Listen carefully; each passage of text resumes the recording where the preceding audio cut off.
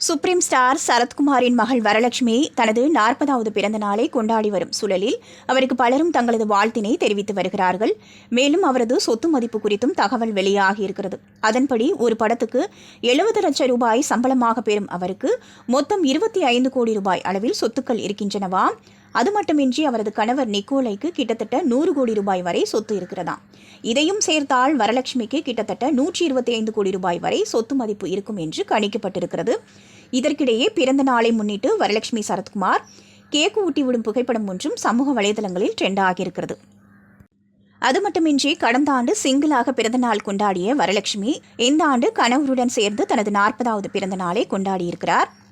இதன் ஒரு பகுதியாக வரலட்சுமி சரத்குமார் தன்னுடைய அம்மா மற்றும் கணவருடன் ஆதரவற்ற குழந்தைகள் இருக்கும் ஆசிரமத்திற்கு வருகை தந்த நிலையில் அவர்களுடன் பிறந்த நாளை கொண்டாடி மகிழ்ந்துள்ளார்.